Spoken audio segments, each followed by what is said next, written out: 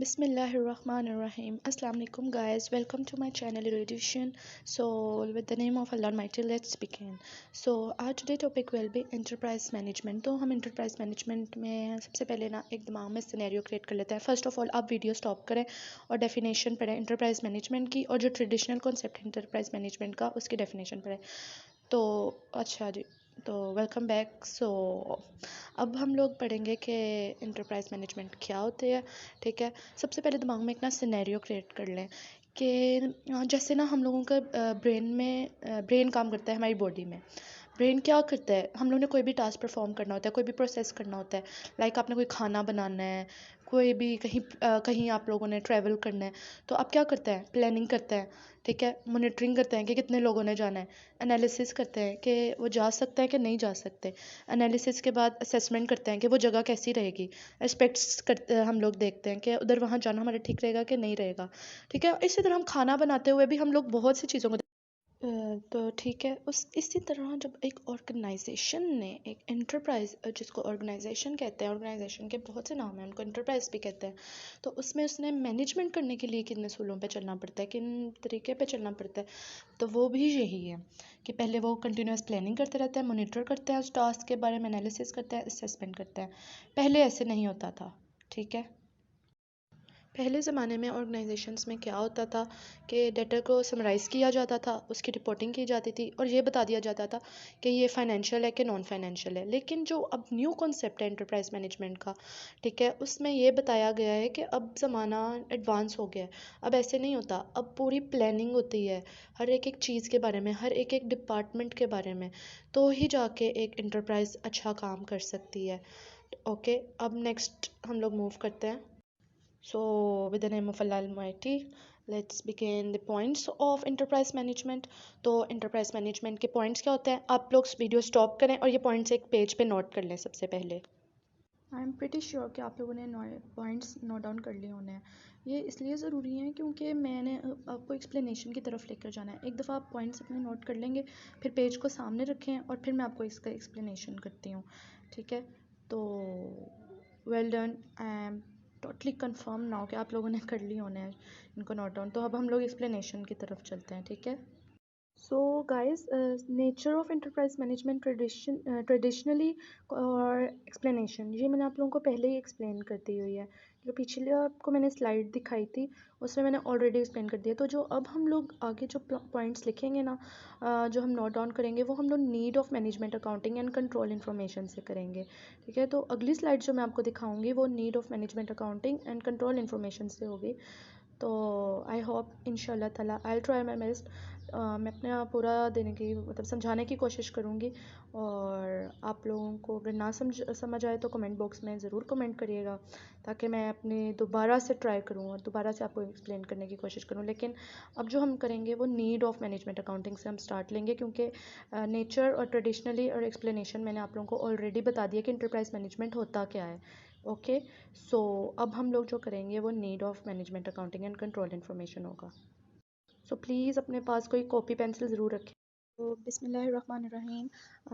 अभी इसकी भी हम एक स्टोरी बनाते हैं दिमाग में. जब हमारे दिमाग में स्टोरी होती है ना, हमारे ब्रेन में स्टोरी होती है, तो हमें बहुत इजीली कॉन्सेप्ट हमारे दिमाग में बैठ जाता है कि यार इसकी स्टोरी क्या थी. ठीक है, तो मुझे ना फूड्स वगैरह का बहुत शौक है. So I am going to give example of restaurant. ठीक है, अब आप देखिए कि रेस्टोरेंट भी तो एक ऑर्गेनाइजेशन है. अगर आप एक रेस्टोरेंट खोलेंगे एक रेगिस्तान में, ठीक है, वहाँ पे कोई होता है नहीं ना. वहाँ पे तो लोगों को बस खाना मिल जाए यही होता है, कि बस पानी मिल जाए, ये नहीं होता कि किस तरह का खाना मिले. ठीक है, लेकिन जब और वहाँ पे ना पानी होता है, कोई रिसोर्सेज नहीं होते, आप इन्वेस्टमेंट नहीं कर सकते, आप मैनेजमेंट नहीं कर सकते, आप डिलीवरी नहीं कर सकते, आप अपनी क्वालिटी को इम्प्रूव नहीं कर सकते, आप कस्टमर क्लाइंट्स के एक्सपेक्टेशंस को नहीं कर सकते. आप एक ऐसी जगह पे अपनी ऑर्गेनाइजेशन खोलेंगे, ठीक है, और वहाँ पे अपनी मैनेजमेंट और उसको ऑर्गेनाइज करेंगे ऑर्गेनाइजेशन को. ठीक है, कि आपको फिर इजी होगा कि यार ये रश वाला इलाका है, यहाँ पे मुझे सब्जियाँ सब कुछ भी इजीली मिल जाएगा. ठीक है, और मैं इन्वेस्टमेंट भी अच्छी कर सकूँगा, अपनी जो मैंने चीज़ बनानी है उसकी मैनेजमेंट भी अच्छी कर सकूँगा, लोगों को खाना अच्छा प्रोवाइड कर सकूँगा, इसकी इम्प्रूव से इम्प्रूव क्वालिटी करूँगा मैं, कि मेरी क्वालिटी इम्प्रूव हो जाए, या ठीक है, या करूँगा, डजेंट मैटर. और उसके बाद कस्टमर और क्लाइंट्स की एक्सपेक्टेशंस को मीट करूँगा, और डेवलप इंसेंटिव्स, लोगों के इंसेंटिव्स क्या हैं वो डेवलप करूँगा. अंडरस्टूड. मैनेजमेंट अकाउंटिंग और control information is all about managing the organisation. इसका सारा काम होता है ऑर्गेनाइजेशन को मैनेज करना। Management accounting and control information helps in the management of organisation. ये मैनेज ऑर्गेनाइजेशन की मैनेजमेंट में हेल्प करती है through directing behaviour, by providing mechanism, by providing feedback, by facilitating learning. Directing behavior example through the use of performance measures, incentives, bonuses and rewards. Through the use of मतलब performance measure incentives और bonuses और rewards के मदद से ये बताती है कि एक organization का क्या behavior होना चाहिए. Providing a mechanism for information provision and therefore facilitate decision making. Example providing cost information for pricing decision. ठीक है, प्रोवाइडिंग मैकेनिज्म का मतलब कि ये प्रोवाइड करती है इंफॉर्मेशन के प्राइसिंग से रिलेटेड क्या डिसीजन हमारा होना चाहिए. थर्ड है by providing feedback on performance across the organisation. Example formally in performance appraisal. ठीक है, कि आपका अक्रॉस द ऑर्गेनाइजेशन आपको किस तरह का मतलब परफॉर्मेंस अप्रेजल मिल रहा है कि आप लोग किस तरह की तारीफ़ें हो रही हैं कंपनी में. ठीक है, और ये मैनेजमेंट जब हमारी होगी अकाउंटिंग और कंट्रोल इन्फॉर्मेशन की तो ये इससे हम लोगों की हेल्प होगी. और बाय फैसिलिटेटिंग लर्निंग, जब आप आप क्या लर्निंग फैसिलिटेट करना है, किस तरह की लर्निंग आप लोगों को दे रहे हैं और किस तरह की लर्निंग ले रहे हैं. Example getting better at what we do, कि हम लोग अपने आप को बेहतर कर रहे हैं कि नहीं कर रहे. तो ये सारी इंपॉर्टेंस है इंटरप्राइज मैनेजमेंट की. आई होप कि आप लोगों को समझ आ गई होगी. Now move to the next one. Functions of enterprise management ये है कि ये मोटिवेट करता है, इसका काम होता है कि इसने मोटिवेट करना है डिसीजन को and action consistent with organisational objective and strategies, के बासूल और एक जैसा हो ऑर्गेनाइजेशन के ऑब्जेक्टिव्स और उनकी स्ट्रेटजीज एक जैसी हो. ठीक है, इसका ये काम है एंटरप्राइज मैनेजमेंट का कि इसने मोटिवेट डिसीजंस को करना है कि हमने डिसीजंस लेने ही लेने हैं और वो एक जैसे होने चाहिए सब ऑर्गेनाइजेशन में, उनके ऑब्जेक्टिव्स और स्ट्रेटजीज एक होने चाहिए. Integrate the effort of several different part of the organisation. ठीक है, कि इंटीग्रेट का मतलब है ज्वाइन करना है अपने एफर्ट्स को several different part of organisations में. ठीक है, ऑर्गेनाइजेशन हर ऑर्गेनाइजेशन हर जो ऑर्गेनाइजेशन का पार्ट है डिपार्टमेंट में उसमें एक ही जैसी एफर्ट होनी चाहिए, सबको एक ही जैसी मेहनत करनी पड़ेगी. Avoid silo mentality, one department does not know what the other department is do. ठीक है, सब अपना अपना काम कर रहे हैं, ये नहीं कि वो ये ऐसा काम करे मैं क्यों ऐसे कम काम करूँ. इस तरह की सिलो मेंटेलिटी से अवॉइड करते हैं. ये फंक्शन होता है कि इसने ध्यान रखने के सिलो मेंटेलिटी ना हो एक डिपार्टमेंट में दूसरे डिपार्टमेंट में, अपने अपने काम से काम रखना चाहिए. ठीक है, provide information about the result of operation and people's performance. इसका फंक्शन ये होता है कि ये प्रोवाइड करे इन्फॉर्मेशन हेड्स को और रिजल्ट्स दे के हम लोगों के कैसे ऑपरेशन चल रहे हैं और लोगों की परफॉर्मेंस कैसी है. Facilitate the implementation of strategic plan. इसका ये फंक्शन होता है कि ये फैसिलिटेट करे और इम्प्लीमेंट करे स्ट्रेटेजिक प्लान्स कैसे हैं स्ट्रेटेजिक. तो ये सारे इसके फंक्शंस हैं इंटरप्राइज मैनेजमेंट के.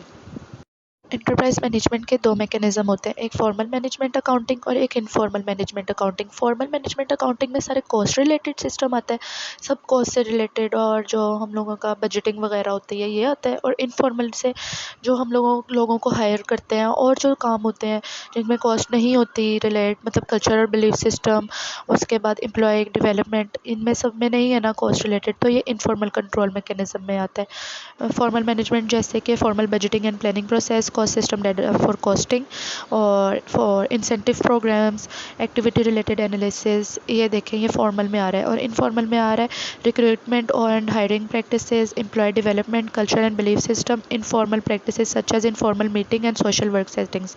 तो ये होता है फॉर्मल और इनफॉर्मल मैकेनिज्म.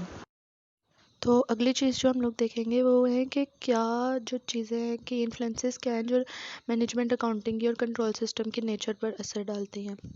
ठीक है, मैनेजमेंट अकाउंटिंग को क्या चीज़ें अफेक्ट कर सकती हैं. सबसे पहले strategy, organizational culture and belief system, फिर organizational structure, external environment, size, technology.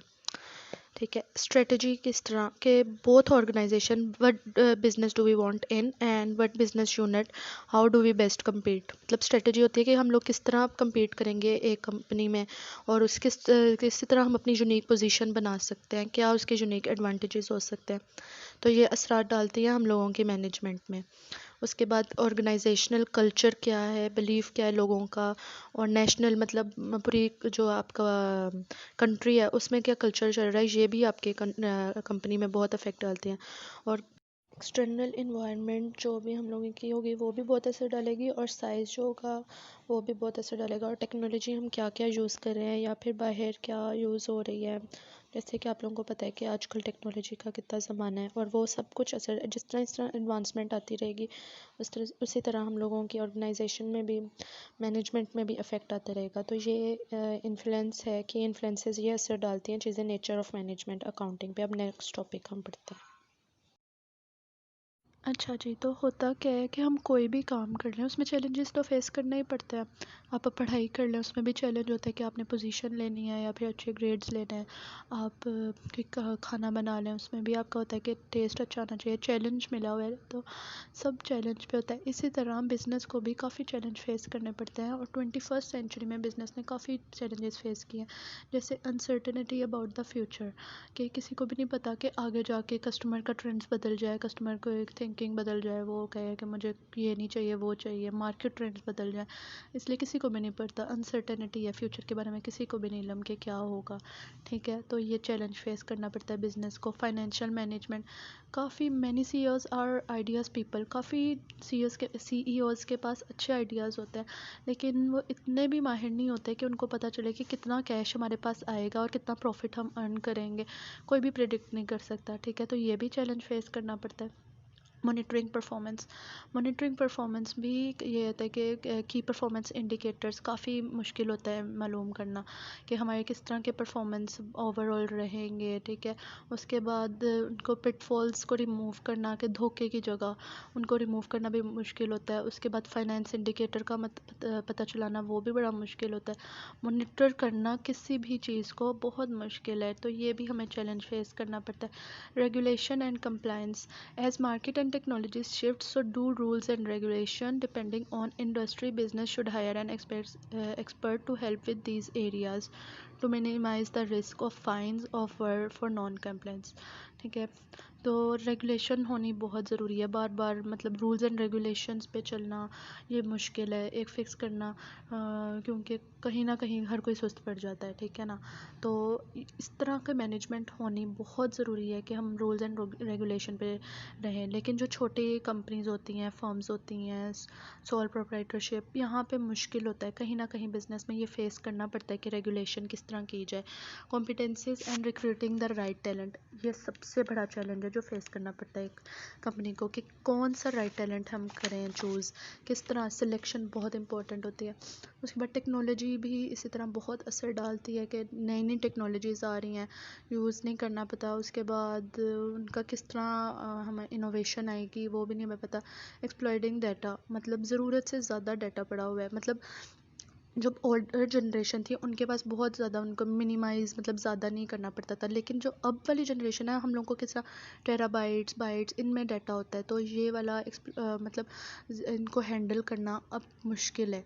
ठीक है, बहुत बहुत माइनर माइनर चीज़ों के देखना पड़ता है कि कहीं ना गलती ना हो जाए। उसके बाद कस्टमर सर्विसेज, इतना आपके कस्टमर के साथ इतना अच्छा रिलेशन होना चाहिए, जहाँ पे कस्टमर के साथ रिलेशन आपका ख़राब हुआ आपकी कंपनी नहीं सही काम कर सकती। मेंटेनिंग रेपुटेशन इतना बड़ा चैलेंज बिजनेस को फेस करना पड़ता है कि किस तरह मेंटेन करें रेपुटेशन अपनी।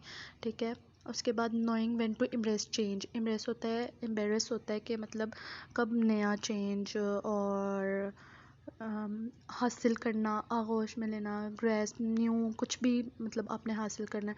Not everything new is better, just string every change runs the risk of becoming obsolete. ठीक है, कि आप चेंज लाना अच्छा होता है, लेकिन चेंज बिल्कुल भी ना लाना। और आपको पुराने मतलब आप कहोगे कि आप पुराने सिस्टम में ही रहना चाहते हो, तो वो आपको ओल्ड वर्जन में रखेगा। आपको कोई मतलब जैसे कि दुनिया एडवांस हो रही है और सब न्यू ट्रेंड्स पे आ रहे हैं, और आप कहोगे नहीं मैं जिस तरह पुराने तरीके से चल रहा हूँ वैसे ही चलूँगा, तो फिर तो आपको कोई पूछेगा भी नहीं, और आप वैसे ही मतलब पीछे रह जाओगे। तो चेंज लाना मतलब उस पर फोकस करना ये भी एक बड़ा बड़ा चैलेंज है। हर किसी के लिए ज़रूरी नहीं होता एकदम चेंज करना। हम ये कहेंगे हम लोगों ने एक सिस्टम डेवलप किया और फ़ौरन एक हम लोग भी सिस्टम पे चल रहे हैं तो कोई भी करे, ये मुश्किल है। तो ये 21st सेंचुरी में बहुत सारी फर्म्स को ये बिज़नेस जो चैलेंजेस फेस करने पड़े हैं, टेक्नोलॉजी का, exploiting data, customer services, maintaining reputation और regulation and compliance, monitoring performance, मतलब like lot of challenges has been faced by many of the firms. So thank you so much guys for watching my video. अगर नहीं समझ आई होगी तो आप please comment करिएगा। सो जज़ाकल्लाह खैर, दुआओं में शामिल रखिएगा। अल्लाह हाफ़िज़।